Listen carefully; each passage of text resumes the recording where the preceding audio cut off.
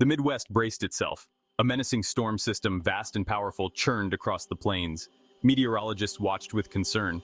Their sophisticated instruments painted a grim picture. This was not a typical summer storm. This was a tempest of unusual ferocity bearing down on the heartland. The sky, once a cheerful blue, turned an ominous gray. Clouds gathered, dark and heavy with rain. An eerie silence fell over the land, broken only by the rustling of leaves in the rising wind. Soon the wind grew stronger, whipping through trees and sending loose objects skittering across the ground. The air crackled with static electricity. Across the region, people glanced nervously at the sky. Farmers hurried to secure their crops and livestock. Parents ushered children indoors. A sense of foreboding settled over the Midwest. The storm was coming. The storm's path stretched from the Dakotas to Ohio, encompassing a vast swathe of the central United States. Within this corridor, millions faced a multitude of threats. High winds capable of downing trees and power lines were a certainty. Some areas might see gusts exceeding 70 miles per hour, powerful enough to damage even sturdy structures.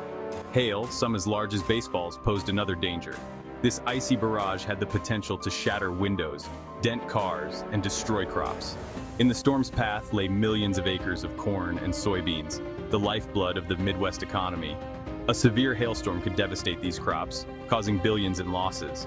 Perhaps the most serious threat, however, was the potential for flash flooding. The storm promised to dump torrential rains, overwhelming rivers and streams already swollen from recent precipitation. Low-lying areas faced the greatest risk, but even higher ground could experience sudden, dangerous inundations. The first raindrops fell heavy and insistent, as if the sky itself were weeping. Then the wind hit, a sudden violent gust that sent trees bowing low. The rain intensified, quickly becoming a blinding downpour. Thunder boomed overhead, each clap shaking the ground and rattling windows. Lightning, a jagged, searing white, split the sky, illuminating the storm's fury. The wind howled, a constant, deafening roar. Trees swayed precariously, their branches thrashing wildly. Power lines snapped, sending showers of sparks into the darkness. The storm, in all its terrifying power, had arrived. Across the Midwest, the storm unleashed its wrath. Roofs were ripped from homes.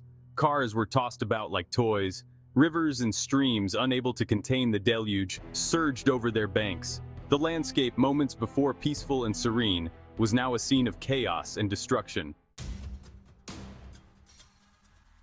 Across the Midwest, cities and towns battened down the hatches. Emergency services were on high alert, ready to respond to the storm's fury. Hospitals prepared for an influx of casualties. Shelters opened their doors, offering refuge to those forced from their homes. In Chicago, a city no stranger to powerful storms, officials urged residents to stay indoors and avoid unnecessary travel. Public transportation was suspended, and schools and businesses closed early. The city's iconic lakefront, usually bustling with activity, was deserted, the waves crashing against the shore with unusual violence.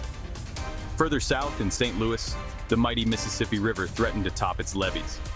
Memories of the devastating floods of 1993, which caused billions in damage and displaced thousands, were fresh in the minds of many. Emergency crews worked feverishly to reinforce levees and evacuate residents in vulnerable areas. As quickly as it arrived, the storm began to move on, its fury spent. The wind died down, the rain slackened, and the thunder rumbled off into the distance. The sun, a pale disk behind the retreating clouds, peeked through the gloom. The storm had passed, leaving behind a trail of destruction in a landscape forever altered. The full extent of the damage would take days, if not weeks, to assess. But one thing was certain: the Midwest had been dealt a severe blow. Thousands, perhaps millions, were without power. Roads were impassable, littered with debris and downed trees. Homes and businesses lay in ruins, victims of the storm's unyielding power. The human cost was still being calculated, but reports of injuries and fatalities were already coming in. Emergency responders, working tirelessly, searched for survivors trapped in collapsed buildings and flooded homes. The storm, though past, would continue to cast a long shadow. In the aftermath of the storm, meteorologists and emergency services officials offered a sobering reminder. The Midwest, like many parts of the country, was increasingly vulnerable to extreme weather events. Climate change, they warned, was fueling more frequent and intense storms, putting lives and property at risk. Preparedness, they stressed, was paramount. Residents were urged to have a plan in place to stock up on essential supplies and to know their community's evacuation routes. Staying informed, they emphasized, was crucial. Paying attention to weather forecasts and heeding warnings from local officials could mean the difference between life and death. The recent storm, though devastating, served as a stark reminder of the power of nature and the importance of being prepared.